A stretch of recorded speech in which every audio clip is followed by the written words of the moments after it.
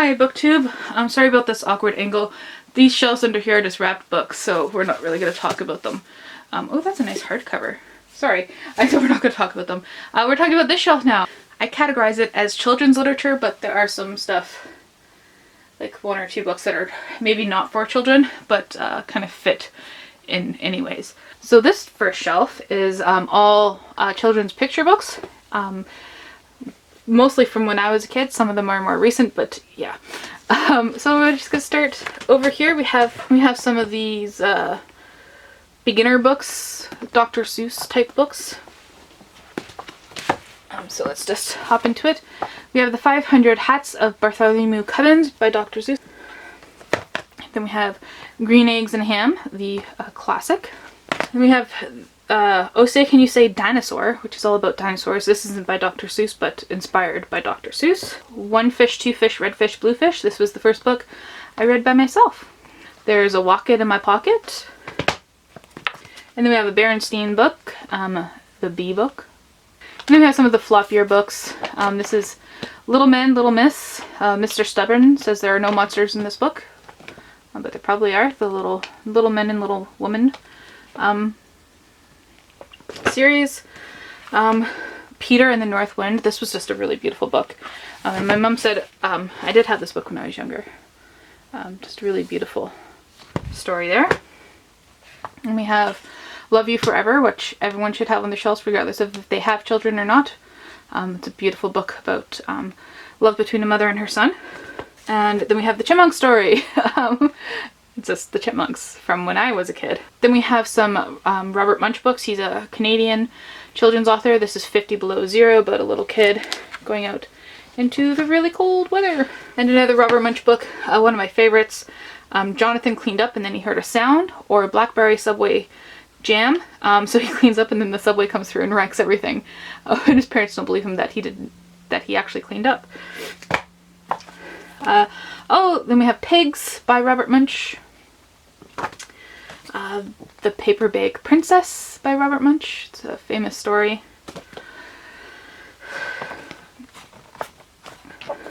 And one of my favorite Robert Munsch stories, Good Families Don't, which is about farting. This is actually a book I did read when I was a kid, Scary Poems for Rotten Kids by Sean O'Hewan, and they're actually really terrifying poems. Yeah, actually scare me to this day. Malcolm's Runaway Soap. This was one of my favorite books by Jo Ellen Bogart and Linda Hendry. An Animaniacs book, Meltdown at the Wax Museum. Just Animaniacs, good nostalgia. The Wonderful Pigs of Gillian Jiggs. And what's really cool about this book is that it teaches you at the back how to make the pigs. So that was cute. And then we get into the Serendipity series.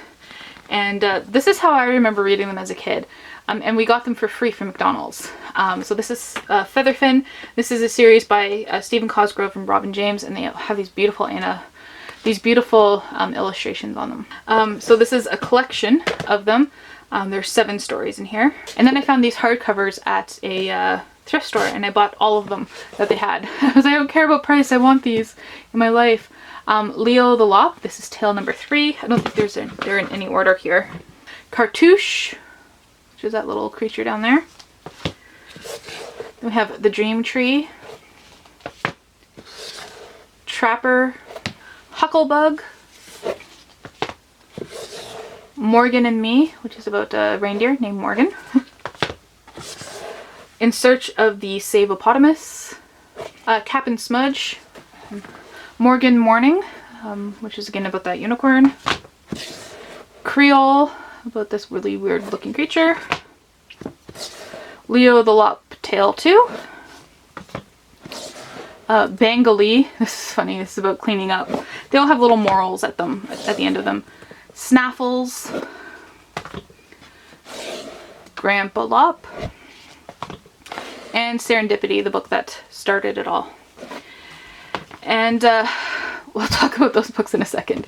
Let's go back to the children's books. These are more Dr. Seuss books. Marvin K. Mooney, Will You Please Go Now? Great Day for Up. Dr. Seuss's ABC. The Cat in the Hat Comes Back. The Cat in the Hat. Hop on Pop. Mr. Brown Can Moo. Can You? Go Dog Go by P.D. Eastman. These are the P.D. Eastman books. This is one of my favorites. Are You My Mother? It's about this little bird trying to find its mom. And lastly, Berenstein book, Bears on Wheels. And then sequels continue over here. You remember from my last video I talked sequels were on the other shelves. So I haven't read these ones, but they're the next in the series, except I believe I've wrapped Endymion, and then I kept The Rise of Endymion out.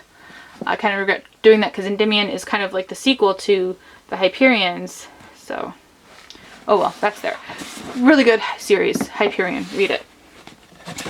These are two books in a series. One of my favorite books, The Death of Vishnu by Manal Suri. These are the other two books that kind of take place in the same, I don't know why it's called a trilogy. I don't think there's too much interlinking in it, but it's kind of together anyways. So we have The Age of Shiva and The City of Devi.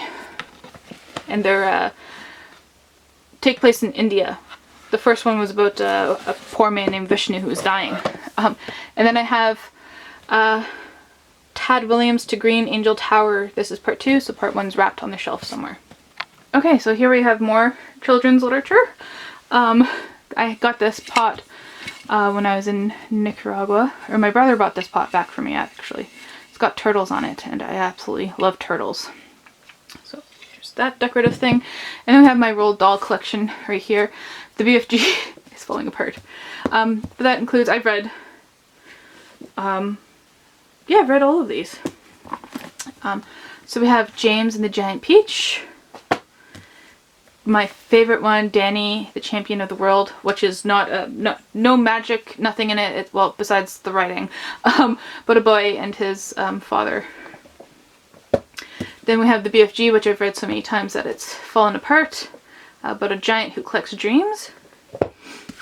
Rhyme Stew, which is some poetry. These are all illustrated by Quentin Blake. Charlie and the Chocolate Factory, obviously. The Witches, which was recently made into a movie, I believe. Matilda, which I think every book lover knows about. This one's good. The Enormous Crocodile. The Wonderful Story of Henry Sugar and 6 More Stories. The Magic Finger. The Vicar of Nibbleswick, who gets his words all backwards. It's quite entertaining. The Twits was my all-time favorite. I read this book so much, I'm surprised it hasn't fallen apart. But I'd just sit there and just read this, and then as soon as it was over, I'd go back and read it again. Yeah, it's about this really ugly couple that hates each other and hates the world. Then we have George's Marvelous Medicine. Isio-Trot, which is about a tortoise.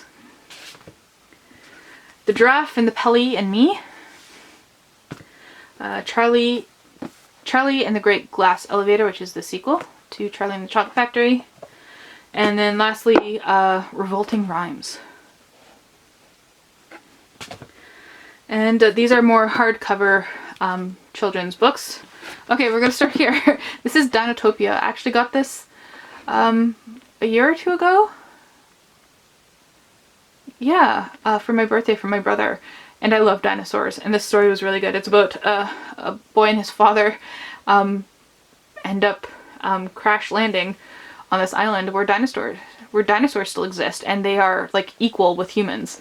Really fascinating story by James Gurney. Some hardcover books here, some classic children's literature. The Rainbow Fish by Marcus Pfister, which is shiny. The Velveteen Rabbit, classic children's story. Everything I Need to Know I Learned from a Children's Book. So this is famous people talking about their favorite children's books and the lessons they learned from them. Oh, this book is a more modern one, but it's hilarious. I Want My Hat Back. I'm not going to spoil it for you. You have to read this one. It's great. This is one from when I was a kid, and probably meant for older kids. Math for Smarty Pants.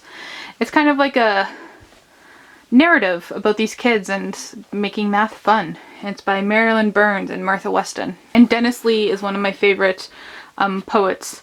He's Canadian, and this is Garbage Delight. Then we have this book here, which is Edward Lear's Book of Nonsense. And it's a nice illustrated book from the 1870s. Then we have this book, which is The Best Loved Fables of Aesop by Joseph Jacobs. But if you flip it over, it's More Nonsense Alphabets by Edward Lear. So I thought this was quite cute. There's just alphabets, and then flip it over, and here we have the fables with some illustrations as well. Then we have Peter and the Wolf, a Walt Disney book. I vaguely remember the cartoon. Oh, this book is funny. But No Elephants by Jerry Smath. And this is like she invites everyone in, but no elephants because they're too big. And then we have Amelia's Notebook, and this is probably like, again, for a little older kids. And it's just like her journal entries and doodles and drawings, and I remember I learned how to draw noses from this page. Yeah, I just thought it was fun. Then we have The Owl and the Pussycat retold by Eric Idle, originally done by Edward Lear. Eric Idle is known for working with Monty Python. And then I have the Frog and Toad books, so Frog and Toad Together and Frog and Toad Are Friends. These are some very, just heartwarming, touching stories. The monster at the end of this book, Sesame Street book, the little golden books, just really cute book. And then we get into Shel Silverstein. Here we have The Giving Tree, and then we have Falling Up, which doesn't have the dust jacket.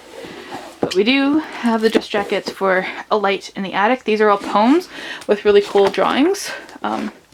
There we go. And he's really funny and weird and rude as well. Really good for kids, I think. And then we have Where the Sidewalk Ends as well. And this was published posthumously. This is Runny Babbitt, a Billy Sook. I just thought that was cute. And lastly, on this shelf, we have Traditional Nursery Rhymes, which is just what it says, nursery rhymes with a few illustrations all in different styles. Okay, so this is an odd thing to have on my shelf, but where we are right now is usually where my chair is, and I reach over and I have this thing. So my hands get cold in this room because it's quite drafty with the big window. So I have a pair of gloves and this Yoshi cup, a pen to like write down, take notes, and this toothbrush is not to brush my teeth. It's actually to brush the cats with. Apparently it mimics their feel of their mother's tongue, so they often sit on my lap and I brush them with that. So these are little books from the Robert Munsch collections, just little versions of books that I don't have Mortimer actually in the big collection, but there's Mortimer by Robert Munsch with illustrations by Michael Marchuko, and the Paper Bag Princess. Just little cute little editions. You can see how small they are. And we're just gonna dive right into these. So, Where's Waldo? These search and find books that I think everyone knows, but in England I think they're referred to as Where's Wally? And then there's another Where's Waldo, The Great Waldo Search book. This one, Richard Scarry. Oh, I love Richard Scarry. This is the great big schoolhouse, learning about different things at school. I love Richard Scarry. There's this big giant book, The Barrel of Songs, which are songs from all over the world retold by Barbara Beveridge and illustrated by Jennifer Rendell. Oh, this is a really weird book. Midnight Play by Gveta Pekovska. What's this? And there's like this really weird bookmark. I don't like it. It is really weird. Really weird. There's like cutouts and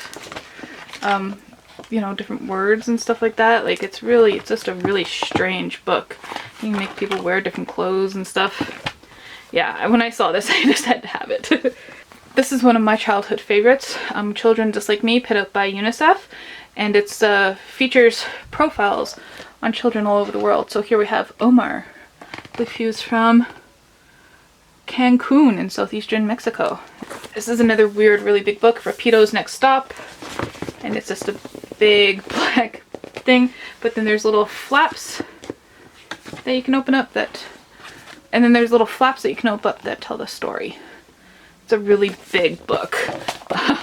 So there's my hand, and you can't even get the full book in the picture there. This book is really funny. Don't Let the Pigeon Drive the Bus by Mo Willems. Then we have Enough by Marsha Forchuk Script Putsch, and illustrated by Michael Marchenko, who did the Robert Munsch books. And this is about the Ukrainian famine, but it's more, you know, a nice story for children. Next to that, we have No Lie, I Acted Like a Beast. The story of Beauty and the Beast as told by The Beast by Nancy Lewin and Christian Bernardini. Then we have Alligator Pie by Dennis Lee. This is the other one I was looking for. This is my favorite collection by Dennis Lee of children's poetry. Then we have Beatrix Potter, The Complete Tales, in this lovely hardback edition with all sorts of illustrations. I love it. And then we have this, The True Story of the Three Little Pigs by Wolf, as told to John Siska and illustrated by Lane Smith. John Siska is one of my favorite authors, children's authors. Then we have The Witch's Handbook by Malcolm Bird, and this is basically how to be a witch for kids. Yeah, not like seriously, but like kind of fun. Then we have the classic children's story, Strega Nona, an old tale retold and illustrated by Tommy DePaola. Really good story. I have fond memories of that one. We also have this one. Hopefully everyone recognizes this one. I think every kid should read this book. The Stinky Cheese Man and Other Fairly Stupid Tales, again by John Siska and Lane Smith, and it's retelling tales like the ugly duckling actually ends up ugly. Then we have Squids Will Be Squids, Fresh Morals, Beastly Fables, again by John Siska and Lane Smith. You'll be seeing them a lot on the shelf. And then we have Roald Dahl, The Min Pins, illustrated by Patrick Benson, and this is a straight up children's story, even though it's quite lengthy, but it's not a novel. We have Animal Dreaming by Paul Moran, and this is about Aboriginal legends from Australia, and beautifully illustrated. Look at that page, that's amazing. Then we have Grandpa Greg Had a Pig and Other Rhymes Without Raisin from Mother Goose. I was so glad when I found this. Mad About Madeline, The Complete Tales by Ludwig Bemelmans, with an introduction by Anna Quindlen. And this is about a little French girl. I think she's living in an orphanage, and she always gets into trouble. And I have fond memories about this in the TV show. Then we have this book that I think everyone has, Where the Wild Things Are by Maurice Sendak, which is about a little boy who runs away and lives with some monsters. And then we have Yuvajuk, The Origin of Death, illustrated by Elsie Anaginok Klenenberg, and this is a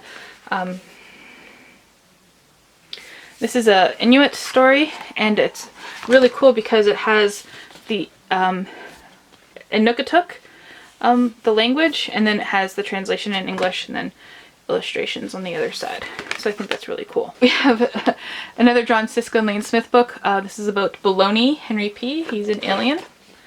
Big picture on the back there. The book is really cute. Flawed Dogs, The Year-End Leftovers at the Piddleton Last Chance Dog Pound.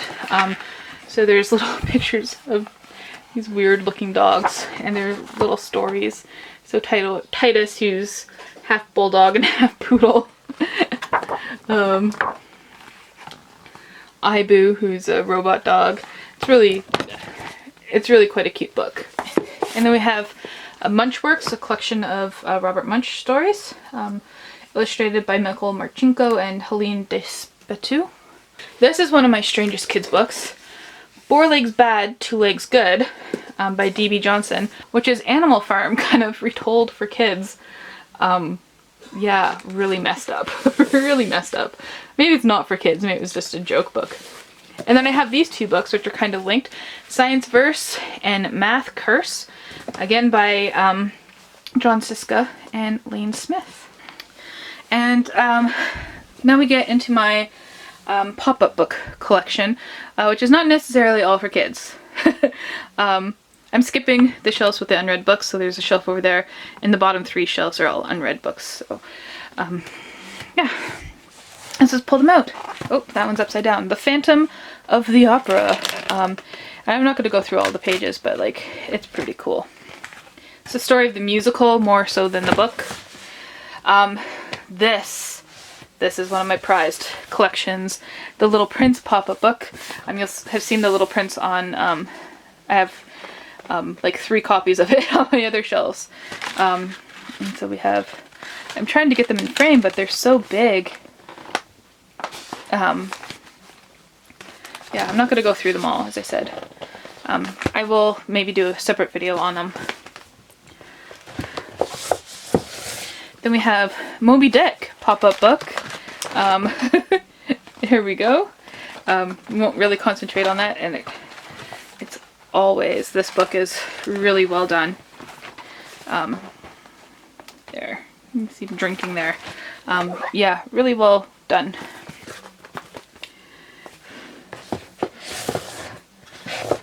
We have Voyage Through Space, which is also a pop-up book. Robert Sabuda, if I could get all of his books, I would. I have 2 by him.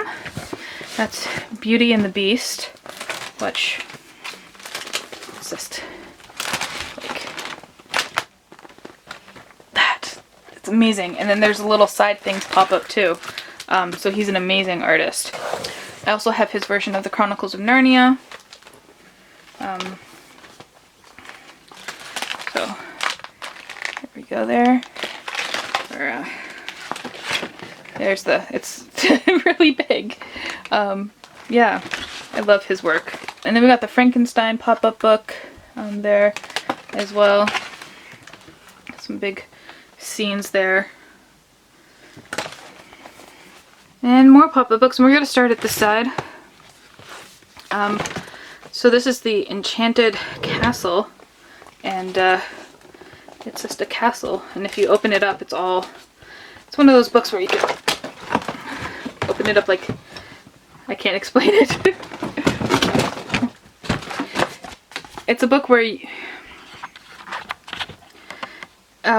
you can attach this side to the back side with the Velcro, and it's all one big huge castle. I have that in the same way with this Victorian dollhouse, except it's tied together and I don't want to open it. I can't really show you anyways. I'll do a separate video on my pop-up books. Alive, which is kind of interactive. You can see the lights going off there in the brain. And there's like there's a skull. The Amazing Pop-Up Geography book. This is actually detachable and it goes into a globe. There's some mountains. If you see a fairy ring, which is not necessarily a pop-up book, but if you look at that image and then if we open it, the image changes. See, it goes there and then there to something different. The Wind in the Willows, which is a simple pop-up book. Saving my best one for last. Then we have Safari Adventure, which is just animals. We got a hippo there. We also got The Clangers, little simple pop-up book. Hot Pursuit, which is a really interesting story and that goes back and forth like that. And so it's like a 2-sided, so we have the frog and then a dragon. And the best book on my shelf is Kubla Khan, the pop-up book.